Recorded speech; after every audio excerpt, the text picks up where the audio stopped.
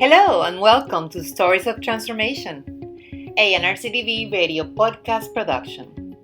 Each January, in recognition and support for survivors of human trafficking, we acknowledge Human Trafficking Awareness Month. On today's episode, guest host Marium Durrani, our very own NRCDV's policy director, discusses the proliferation of human trafficking and resources available to those serving victims and survivors. Hello and thank you for joining me. My name is Marium Durrani and I'm with the National Resource Center on Domestic Violence. I'm pleased to be the guest host for this special NRCDV radio episode on human trafficking. Today, I will be speaking to Karen Romero, who is the Freedom Network Institute Training Director. Thank you, Karen, for joining me today. Let's get straight to the questions. So I know you're here on behalf of Freedom Network USA. Can you tell us a little bit about what human trafficking is and what are some of the most common misconceptions about trafficking survivors? Yeah, absolutely. First of all, thank you for having me. I think this is a very important topic to talk about. And of course, human trafficking, I feel like it's gathered a lot of attention. And so I think it's good to really hone in on it and understand a little bit more of what it is. So at its root, it really is a violation of human rights through the exploitation of an individual for economic gain. So the U.S. does have a legal definition through the Trafficking Victims Protection Act of 2000, which has actually been expanded and updated several times after. And it identifies utilizing the means of force, fraud, or coercion for the purpose of exploiting someone for commercial sex or labor. So a lot of people have utilized the word or the term modern-day slavery to an equivalent of human trafficking. So really it is taking a person's freedom away and forcing them to be in commercial sex or in forced labor. And so I know there are many misconceptions. I think some of the ones that we hear the most often, and I think some of it is portrayed by media or just things that get sensationalized, are that human trafficking is sex trafficking, specifically of young girls. And so although that does happen, it's not the most common. And trafficking really, again, is forced labor and commercial sex. So it can be either or both. It can include forced labor, for example, in agriculture or domestic servitude or restaurant work, hotels. Really, it can happen in any industry, and it can happen to people of all genders, all ages, all nationalities. Another misconception that we hear frequently is that trafficking or human trafficking happens abroad. And the reality is that it does happen abroad. It happens all over the world, and it also happens here in the United States. So the United States has trafficking in every state, in rural areas, urban areas. And so it's important to understand that happens here and that a person does not need to be moved. So trafficking does not require movement. It does not require movement from one state to another or movement across an international boundary. A person could actually even be trafficked in their own home. It doesn't require physical movement. So I think that's an important thing to keep in mind. And then finally, I think something that we also hear often is around traffickers. So a lot of times, we think of traffickers being a stranger and kidnapping a person. So again, that can happen. However, most commonly, traffickers are people that are known to the individual, to the survivor. So, whether it be a neighbor, a relative, a peer, or just someone, that they are familiar with. Most oftentimes, people are being recruited, being promised a job. And then once they go into the job, and, it's usually something that they're exploiting their vulnerability. So, if there's a financial need by an individual who may, be living in poverty, et cetera, thinking about obtaining a job, that sounds like a great idea. And then when they get to the job, they find out that it's not what they thought at all.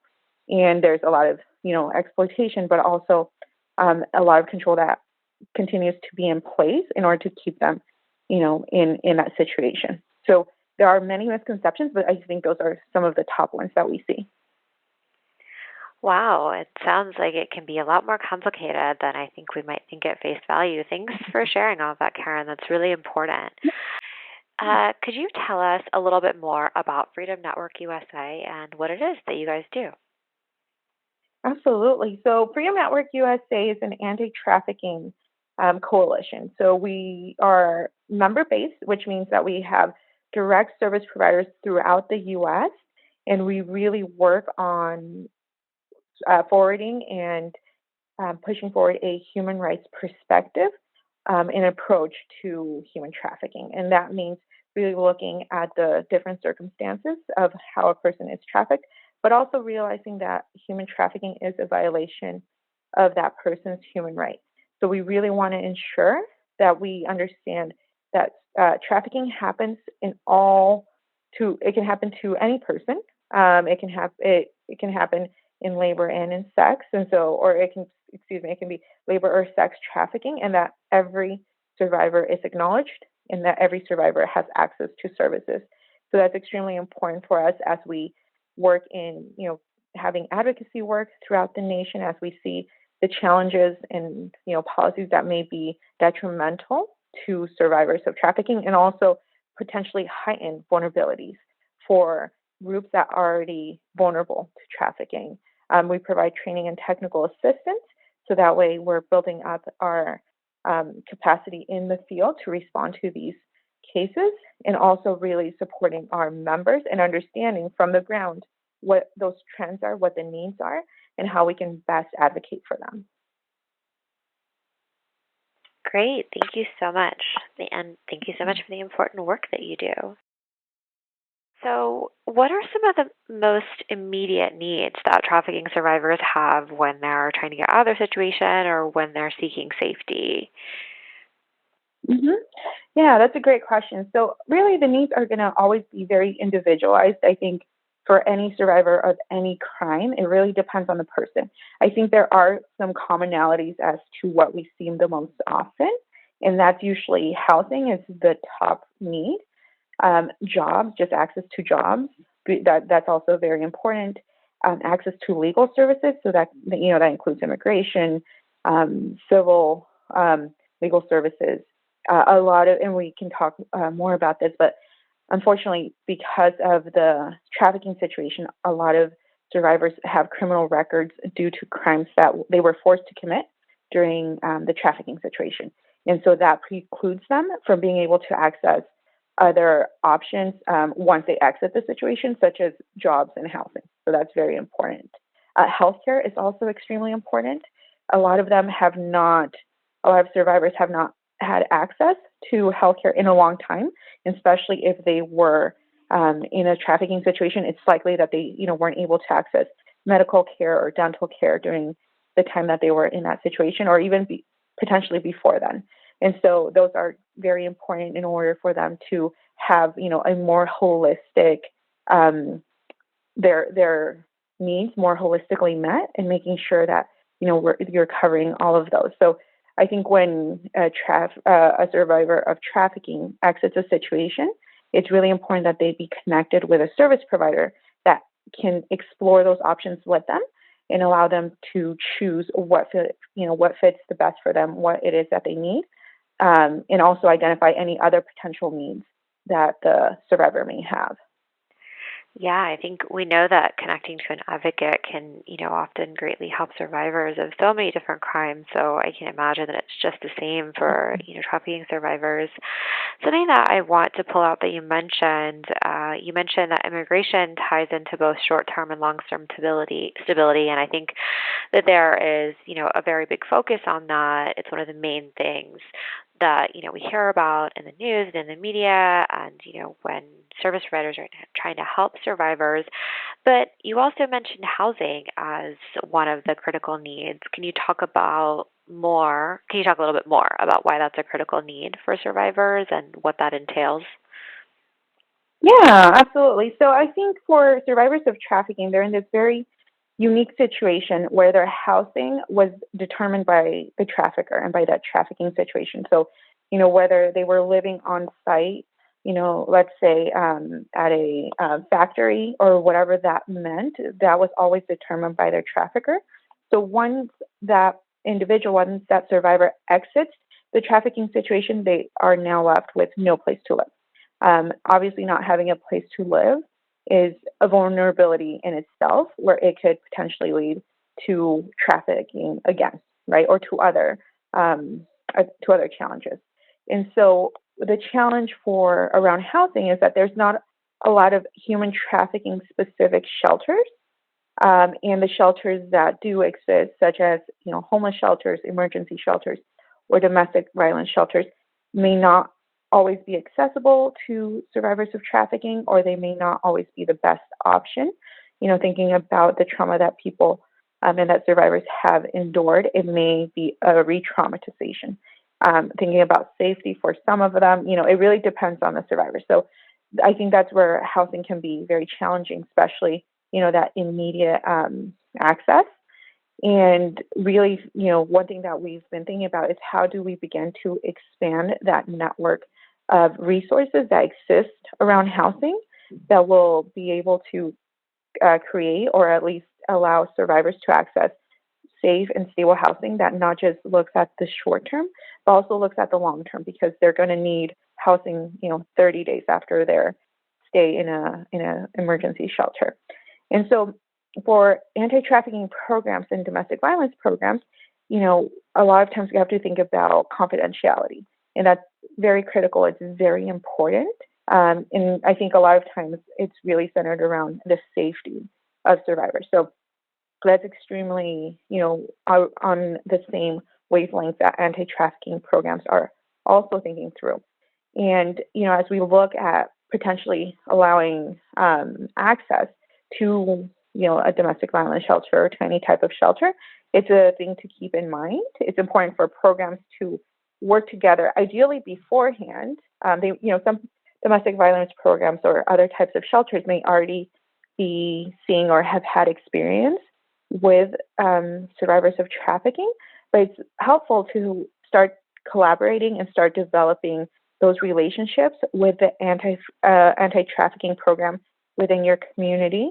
So that way you know what services that they provide, what services you provide, how you can be a referral to each other, how you can really have a more holistic approach in being able to address those housing needs.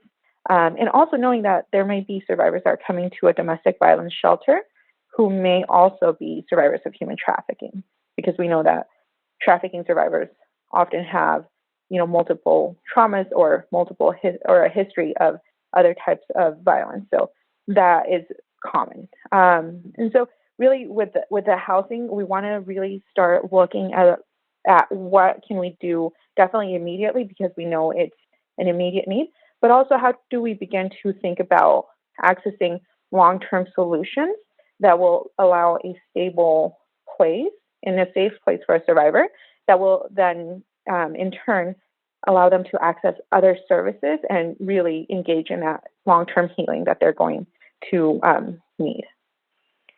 Great. I think long-term solutions are where we really need to go for all survivors.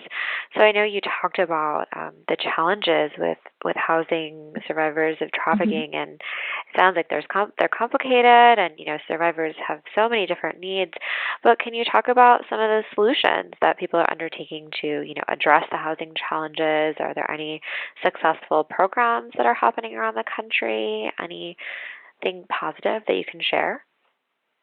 Yeah, absolutely. So with challenges, I think that there are, in addition to all the, immediate housing, as we start to look into longer term housing, a lot of those options require, a criminal background check or job history or personal identification.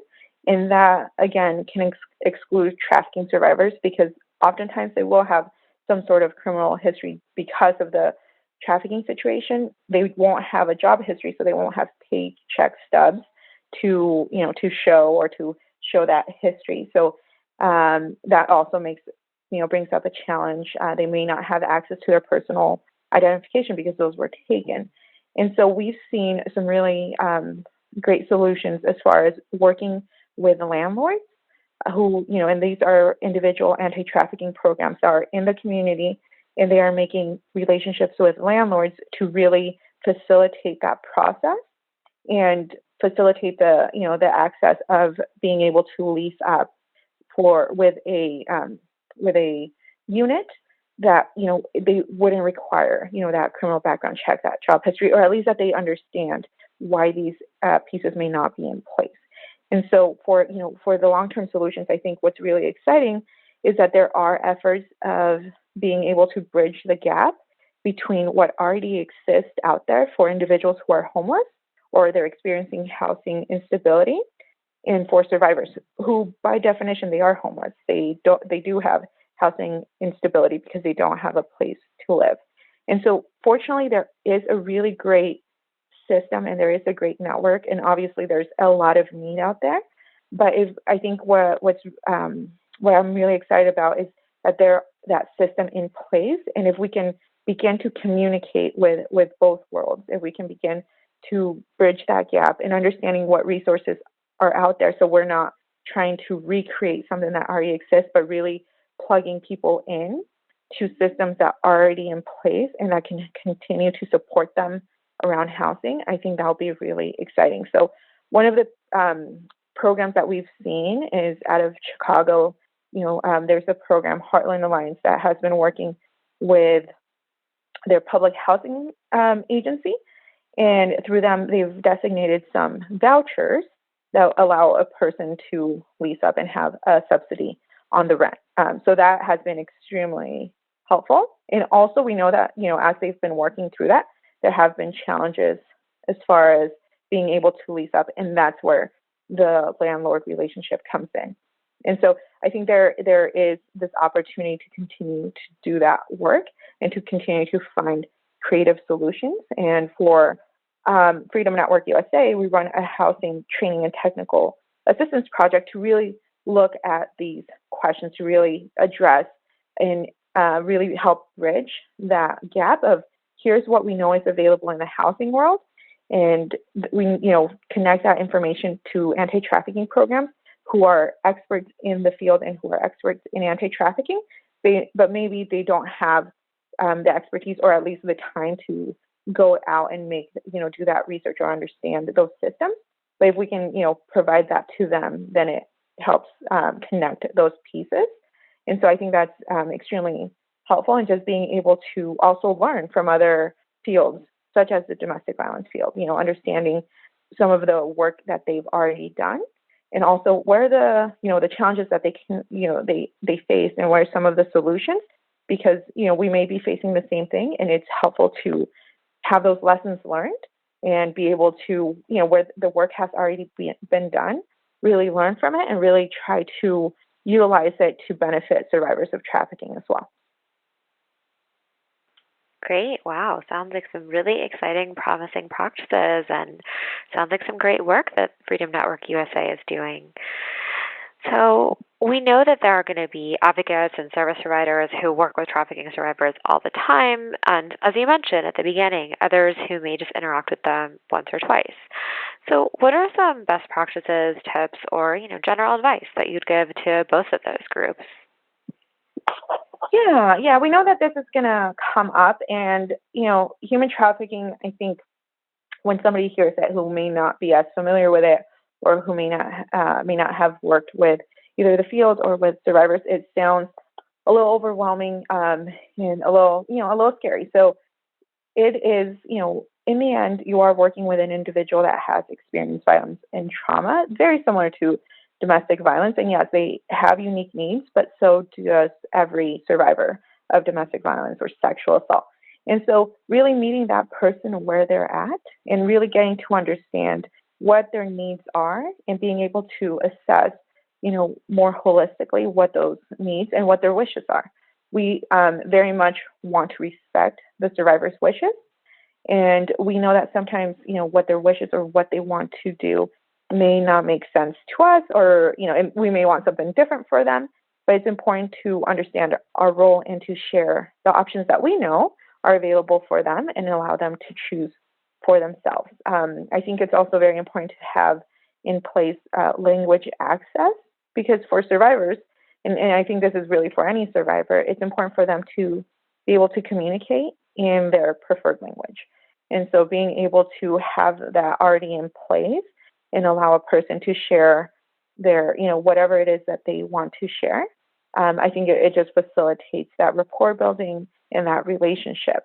That also being said, with, I think, any type of violence, sometimes it gets sensationalized. And that definitely happens with human trafficking.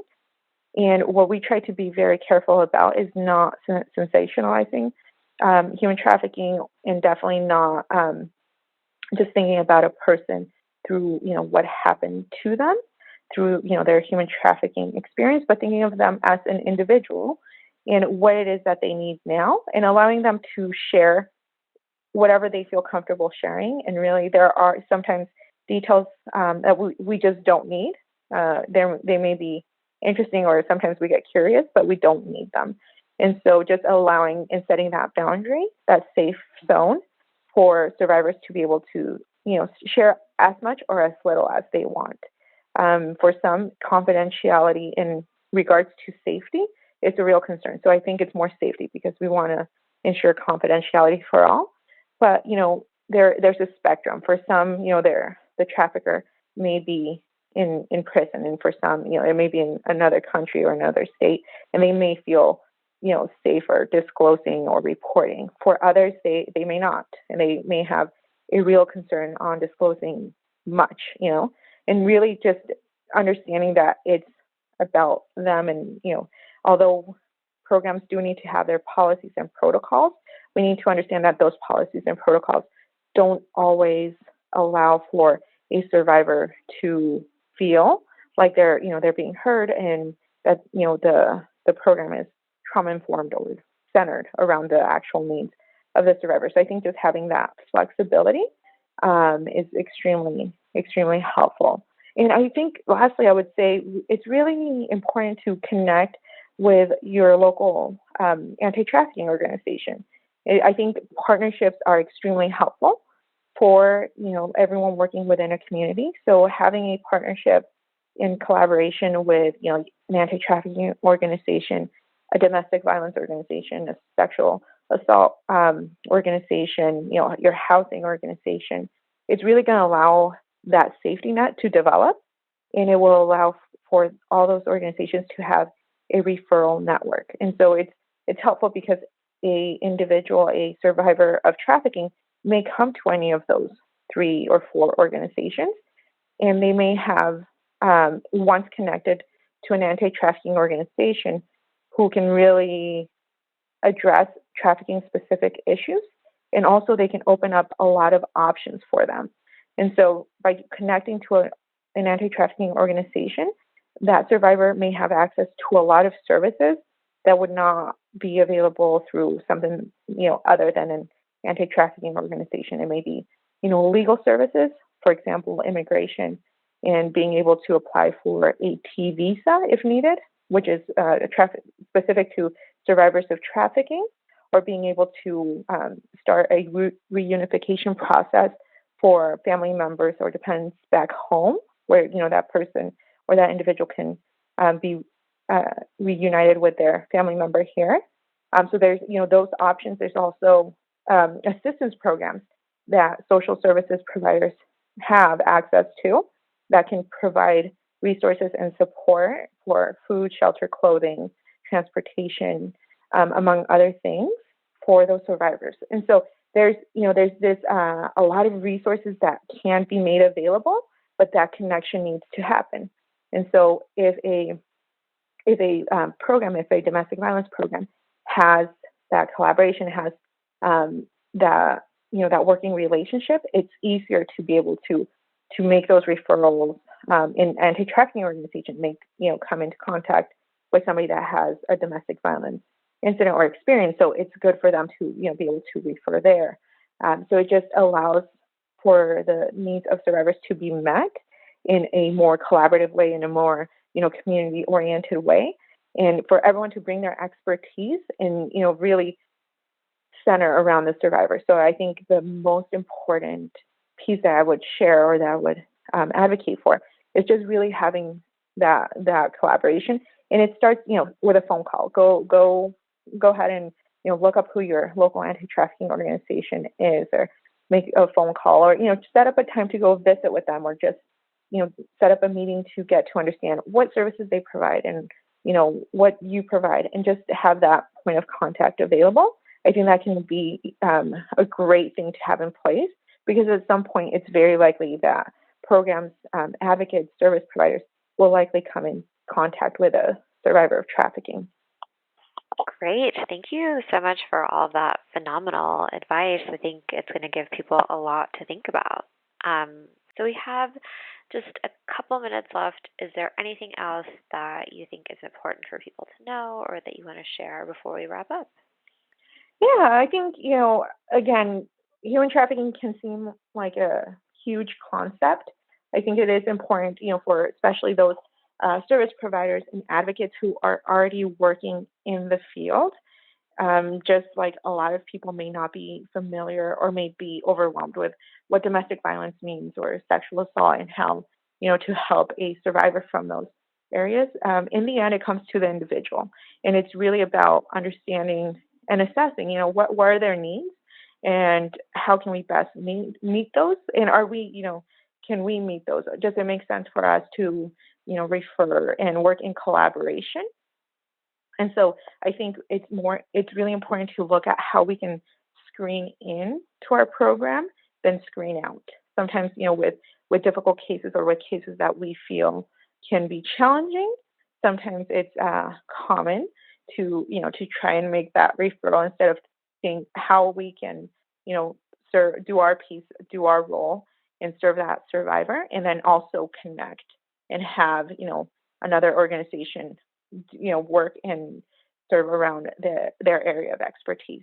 And so I think, in the victim services field, I think there is a lot of movement towards that collaboration, and I just see how successful we can be in being able to meet the needs of all survivors, and really thinking about how we can leverage a lot of the resources that already exist. We have great expertise, around human trafficking. There's great expertise around domestic violence, and there's great expertise around sexual assault. And we know that there's polyvictimization, where a person may experience all three, or, two, or there may be various levels of trauma that they've endured. And I think when we come together and we're able to work and really start pushing that movement forward and shifting it to really address the needs of that survivor, I think that's where we can be the most successful, really centering our services around what it is that they need.